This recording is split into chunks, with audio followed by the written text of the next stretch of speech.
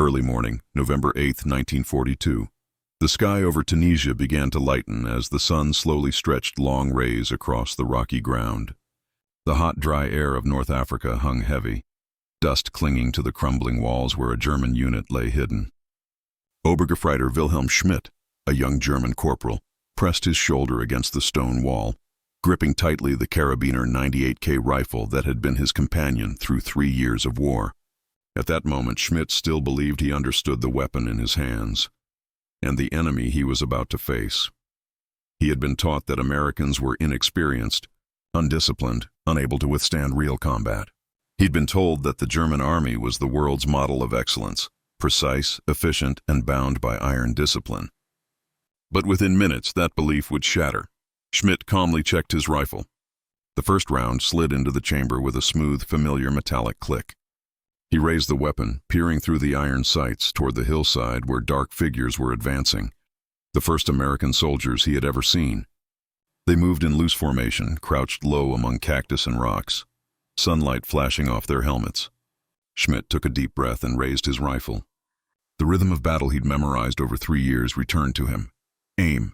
Squeeze, cycle bolt, shell ejects, push forward. New round chambered. Aim.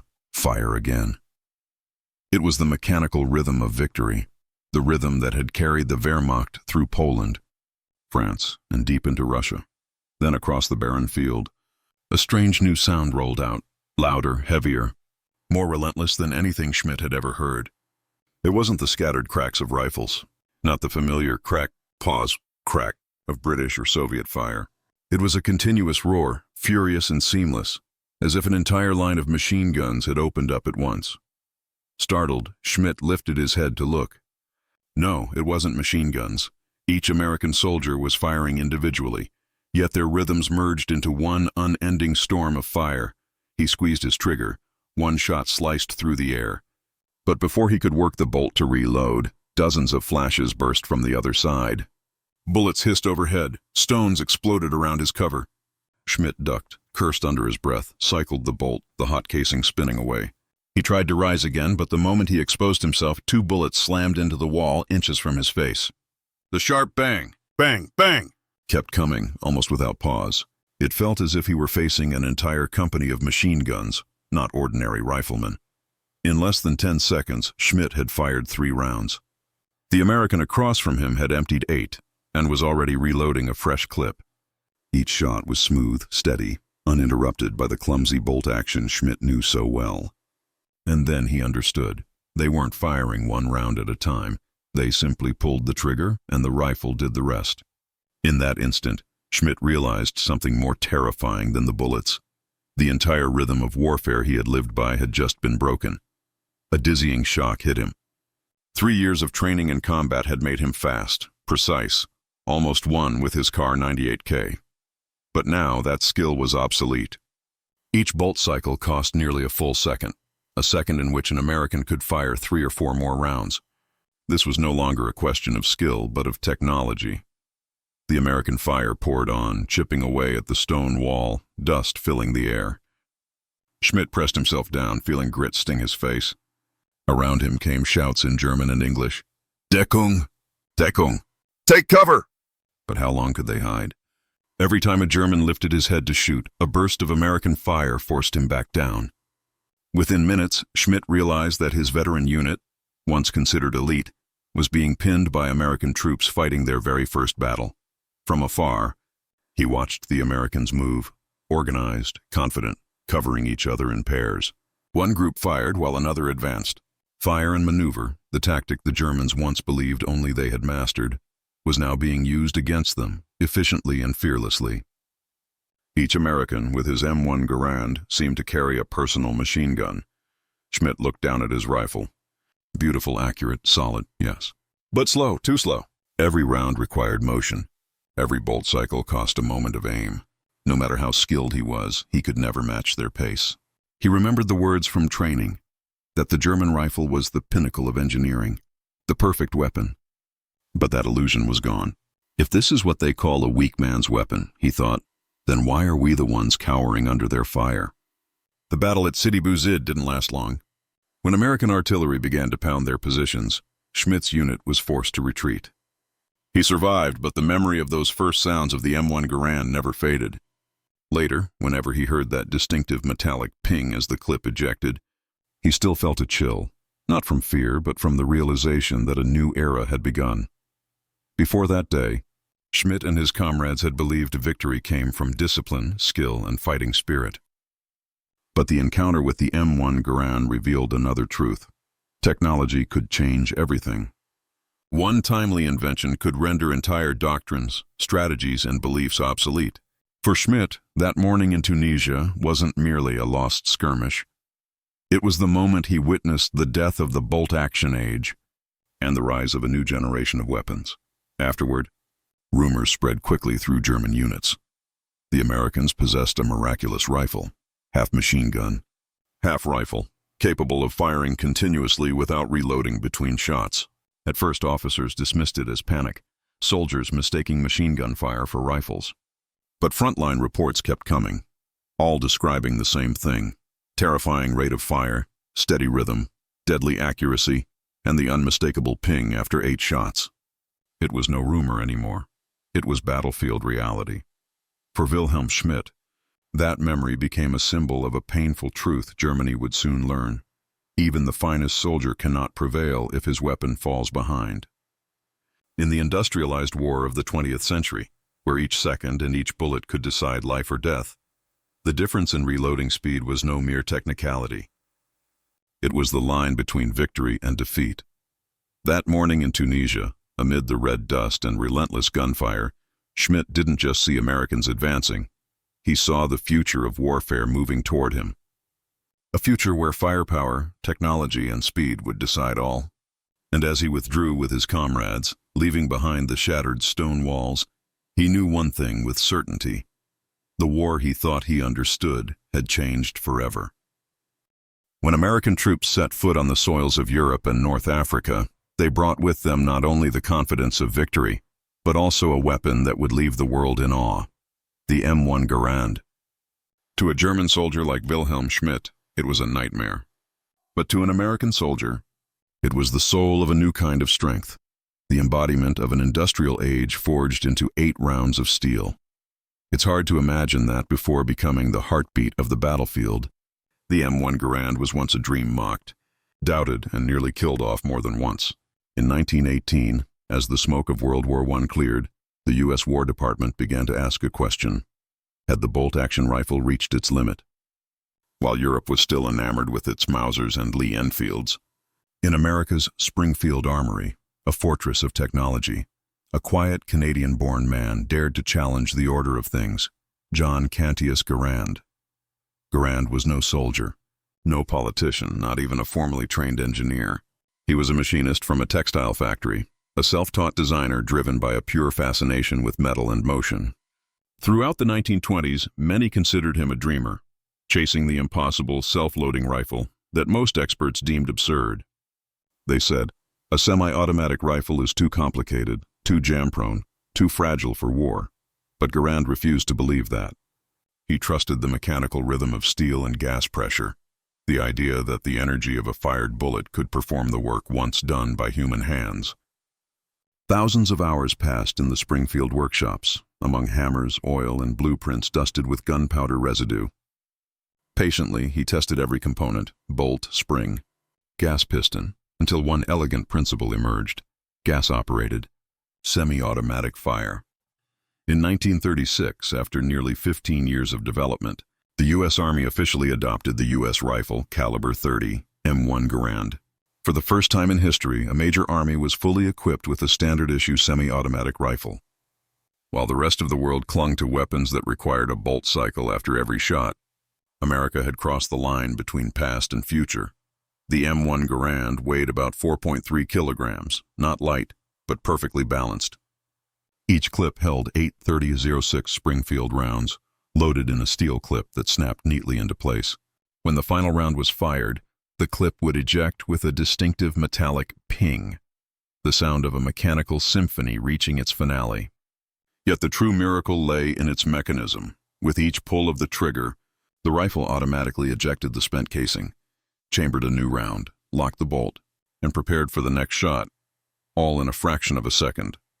That meant that while a German soldier with a Karabiner 98K might fire 10 to 15 rounds per minute, an American with a Garand could unleash 40-50 with nearly equal accuracy. On the battlefield, that difference wasn't just numbers, it was the difference between life and death. General George S. Patton, the famed armored commander, uttered the line every American soldier would remember. The M1 Garand is the greatest battle implement ever devised.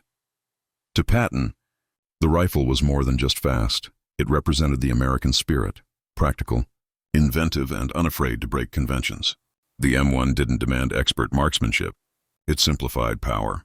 It allowed any soldier, rookie, or veteran to unleash a torrent of firepower, once reserved for machine guns, across the deserts of North Africa, in Tunisia and the Kasserine Pass. The Garand began to prove itself. At first, German officers mocked it, saying the Americans were bringing toys to the battlefield. But they soon realized the truth. In close firefights, when both sides rose from cover, the Americans always fired first, fired more, and fired more accurately. Reports from the Africa Corps recorded, American troops employ a semi-automatic rifle with an extremely high rate of fire. In combat, they create the density of fire normally produced by a light machine gun squad. A German officer captured in Tunisia confessed, "We couldn't understand why they never seemed to stop shooting. Every American soldier fought like he carried a whole platoon of machine guns." But what made the M1 Garand truly legendary wasn't just its speed, it was its reliability. In the mud of Normandy, the snow of the Ardennes, and the jungles of the Pacific, the rifle kept firing. Its closed gas piston system made it far less prone to jams than most European semi-automatics of the era.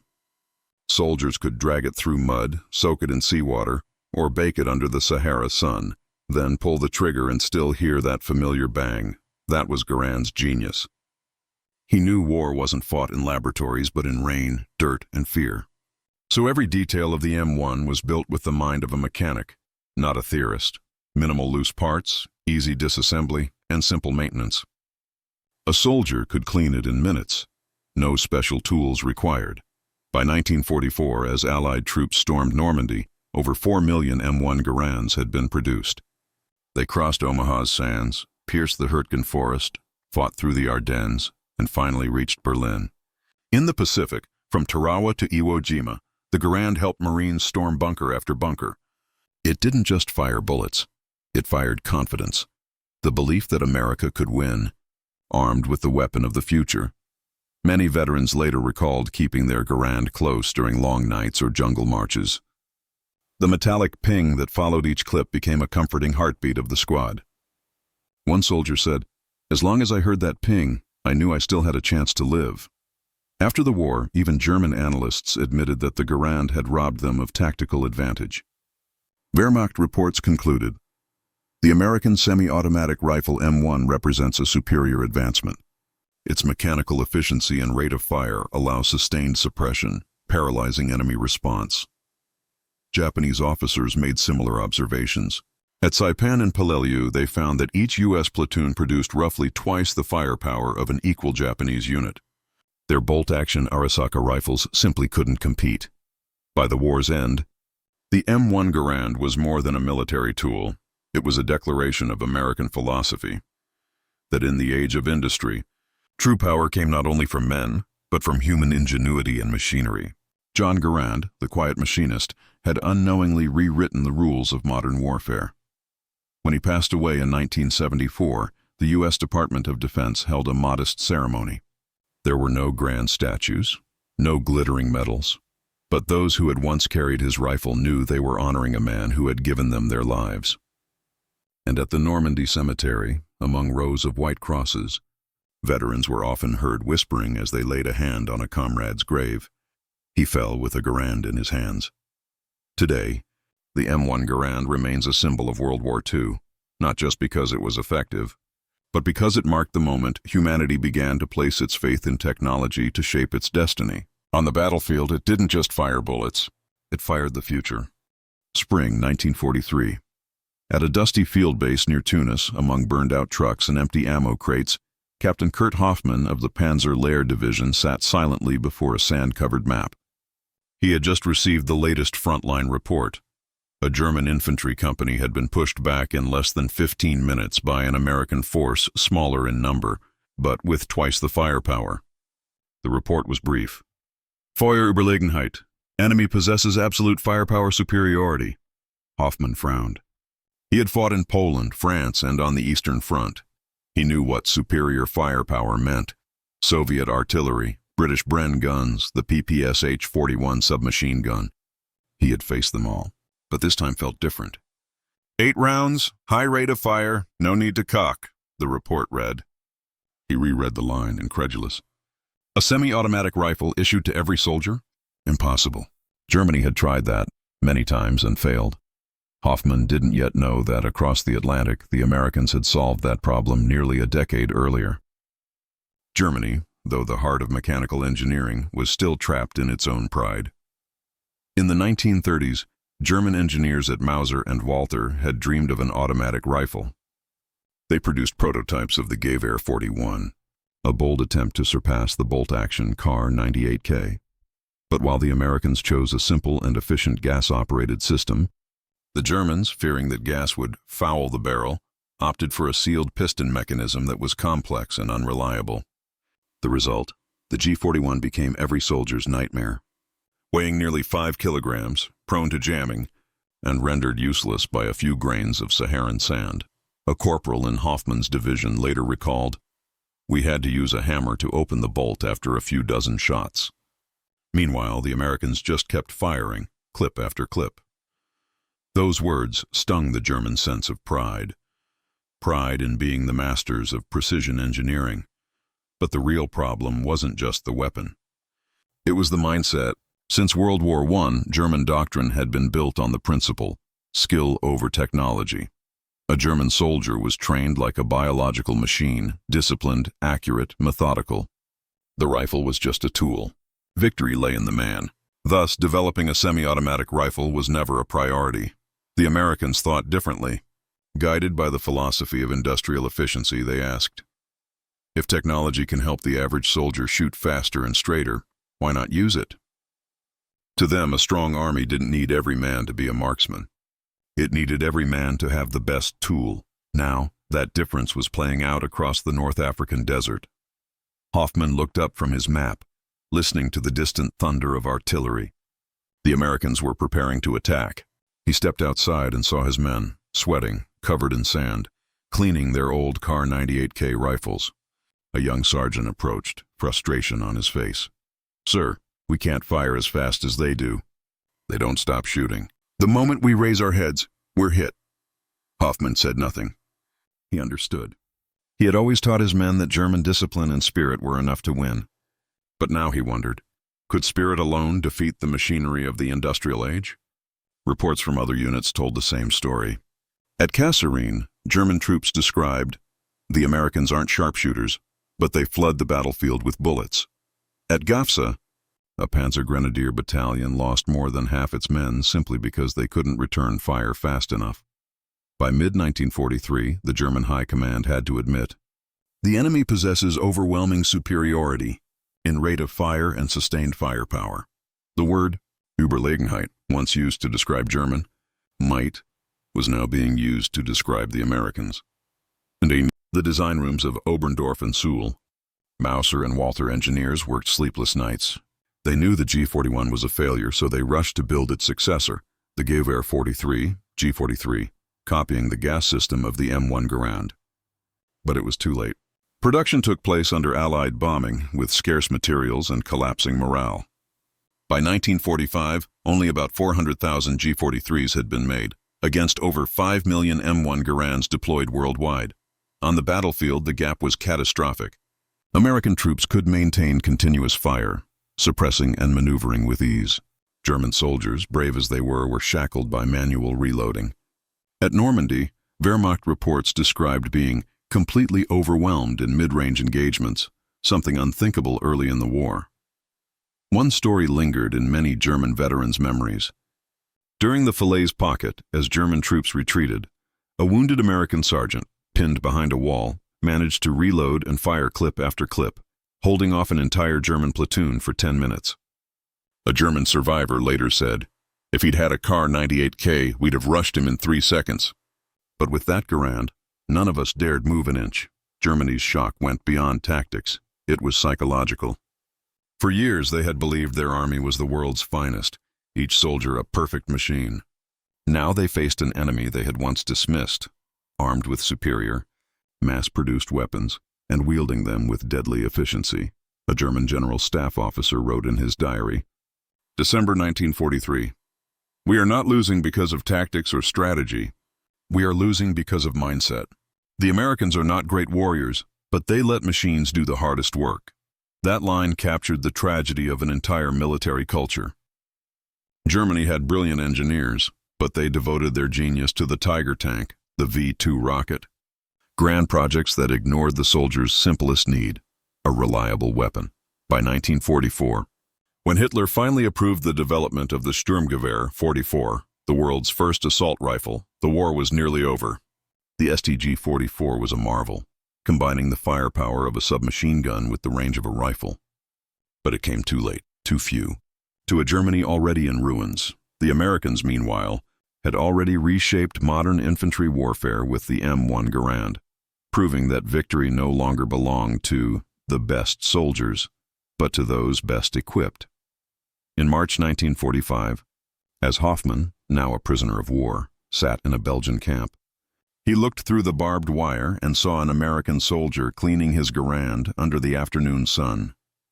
Hoffmann smiled faintly and thought, if we had that in 1940, history might have been different. He knew then, it wasn't just a rifle. It was the symbol of a new kind of power, the power of technology. And in the wars of the 20th century, those who mastered technology would redraw the map of the world. From the first battles in North Africa to the Normandy campaign, the M1 Garand was more than just a rifle. It was a new concept of warfare. The Americans no longer had to rely entirely on artillery or tank support. Now, each soldier, with nothing more than a rifle in his hands, could unleash a storm of suppressive fire that forced the enemy to keep their heads down. This changed not only how Americans fought, but how they understood the role of the infantryman. Before the M1 Garand, infantry tactics around the world still followed the World War I model. Riflemen fired slow, aimed shots, coordinated with light or heavy machine guns to create concentrated bursts of firepower. That structure made each squad's tempo sluggish, dependent on supporting weapons. But once the Garand appeared, the entire system flipped. Every American soldier could now generate his own zone of fire, attacking while suppressing at the same time. An American platoon could deliver continuous, overlapping fire without waiting for the machine gun to open up. The result? Faster movement, more flexible assaults, and near-instant battlefield reactions. After-action reports from North Africa and Italy told the same story. German troops were often stunned by the sheer intensity of American gunfire. They were used to the slow, deliberate rhythm of the Kar 98K, each shot carefully aimed, fired in coordination. But against an army that could fire hundreds of rounds in just minutes, that rhythm became obsolete. An American platoon advancing with Garands could force an entire German company to retreat simply because no one dared raise their head to return fire. Distances once considered safe, 200, 300 meters, were no longer dead zones. American bullets reached them in seconds. What terrified German soldiers most wasn't the number of bullets. It was the relentless rhythm of fire. When they heard the distinctive ping, the metallic sound of an empty Garand clip ejecting, they thought the enemy had to pause to reload. But a second later, a new clip was slammed in, the trigger squeezed again, and the firing resumed. That sense that the enemy never runs out of ammo became a psychological nightmare. Some German veterans later admitted they feared that tiny metallic sound. It meant the storm was about to start again. In the brutal terrain of Italy and France, the Garand's advantage became even clearer. In the Apennine Mountains or the dense Normandy hedgerows, where visibility was short and engagement ranges were mere dozens of meters, the Garand's rate of fire gave U.S. troops a constant edge. They could react in an instant to any ambush, firing back the moment an enemy appeared. For the Germans, who depended on precision and careful aiming, such terrain turned into a nightmare. They couldn't shoot fast enough, and they couldn't lift their heads long enough to see. Yet the M1 Garand didn't just change how Americans fought. It changed how they thought about war. A mass-issued semi-automatic rifle gave every soldier the feeling of being equal in power, or even superior, to his enemy. The mystique of the Wehrmacht's elite warrior began to fade. With a Garand in hand, the average American infantryman believed he could win through skill and speed. That belief, faith born from technology, became a massive psychological advantage. In training, U.S. officers quickly noticed that issuing the Garand to every man didn't just boost firepower, it boosted morale. New recruits felt confident, eager to charge forward. They weren't bound by rigid formations but could move flexibly, pick their own firing positions, and act on initiative. Each soldier carried a sense of autonomy. He was not just a cog in a formation. He was the center of firepower. This shift would shape the American style of warfare for decades. Bold, proactive, and full of momentum. In contrast, the Germans began to suffer the opposite effect. They faced enemies who fired faster, reacted quicker, and maintained constant pressure. German officers reported that mid-range engagements had become extremely dangerous. Without machine gun support, infantry units were quickly chewed apart. Many had to adapt, resorting to ambush and withdraw tactics, avoiding direct confrontation. This eroded the very foundation of blitzkrieg, a doctrine built on speed and constant offense, forcing them into a defensive mindset. The psychological shift was profound. American soldiers, once farmers, workers, and students, became symbols of industrial and individual power. They embodied the idea that an ordinary man, given the right tool, can do extraordinary things, and the M1 Garand was the purest expression of that idea. While Germany clung to the ideal of the expertly trained warrior, America proved that the right technology could level the playing field. By the war's end, military analysts recognized a deeper truth.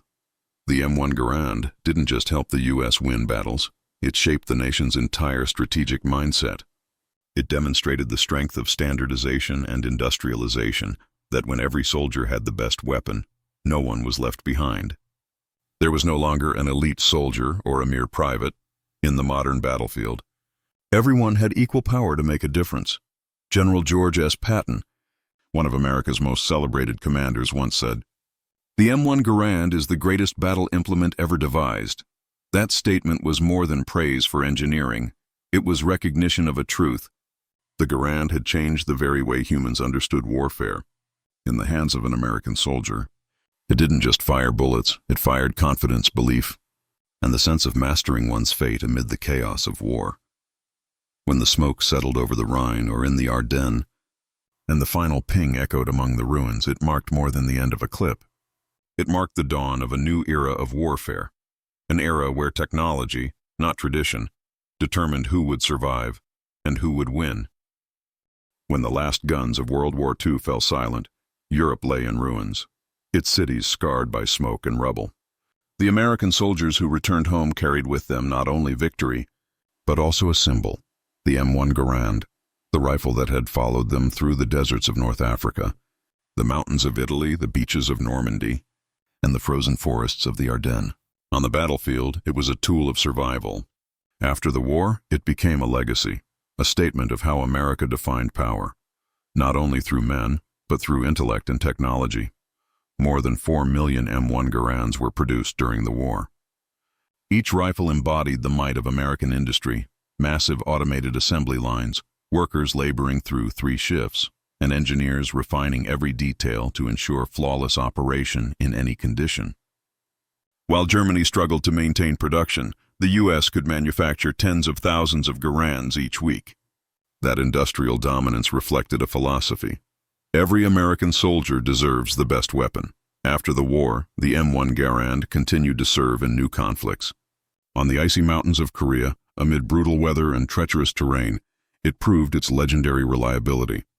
Veterans recalled that their rifles never failed them. Even under snow and mud, a simple wipe kept them firing like new. There, Americans no longer faced Germans, but North Korean and Chinese troops armed with Mosin Nagant and SKS rifles. Despite being outnumbered, the Garand's accuracy and rate of fire helped U.S. forces hold the lines at Pusan. Incheon and the Yalu River, beyond Korea, Garands found their way into the hands of soldiers from dozens of nations: France, Italy, Greece, South Korea, the Philippines.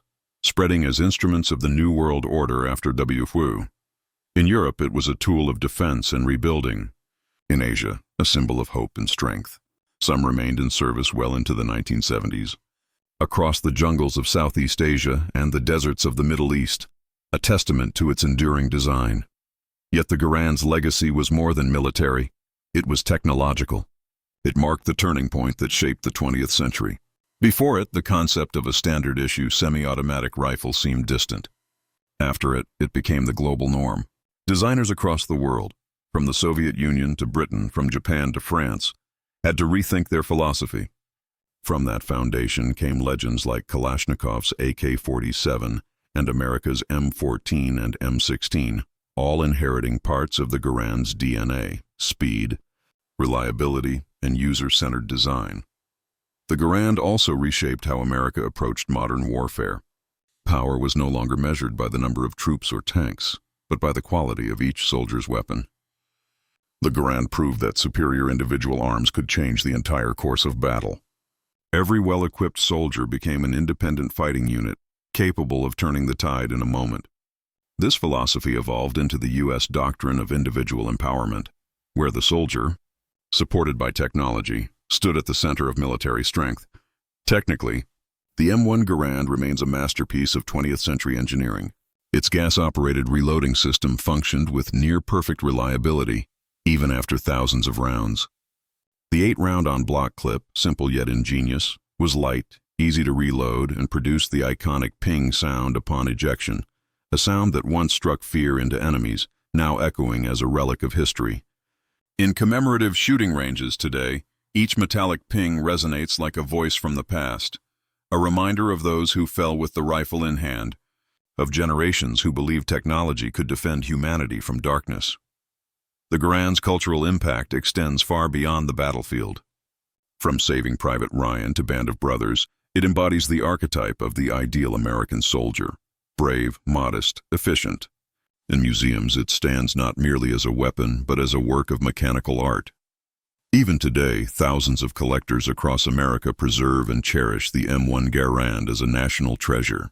They don't just admire a rifle, they honor an era where engineering and ideals marched side by side.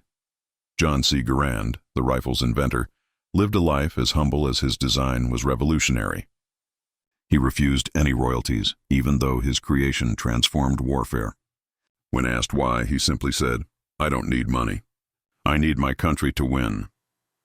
That quiet sentence captured the spirit of an entire generation, one that believed innovation should serve humanity, not destroy it. As the Cold War dawned, the M1 Garand gradually gave way to newer models like the M14 and M16. Yet its spirit lived on, in their trigger mechanisms, gas systems, and design philosophy of efficiency first. The Garand became an invisible foundation supporting decades of firearm evolution into the 21st century. In many ways, the M1 Garand is more than a relic of the past. It's a reminder of a timeless truth: the right technology can change human destiny. In the hands of an ordinary soldier, it turned him into a warrior of extraordinary strength. In the hands of an army, it forged a machine of victory. And in humanity's memory, it remains a symbol of intellect, skill, and faith, the triad that secured the triumph of the free world. Today, as the veterans of World War II grow old, surviving Garands are cleaned, preserved, and displayed like sacred heirlooms. Every scratch, every burn mark on their barrels tells a story. Some rifles have traveled across half the globe, from the beaches of Sicily to the snows of Korea, from the forests of Normandy to the plains of Vietnam. Yet wherever they went, they retained their essence: precision, endurance, loyalty, just like the men who carried them. As sunset glints off the Garand's gray steel and walnut stock, one can glimpse within it an entire century of history, where courage and technology fuse to shape the modern world. And no matter how many new weapons arise, the M1 Garand still stands, silent yet proud, a symbol of an age when faith, intellect, and freedom fired from a barrel of steel.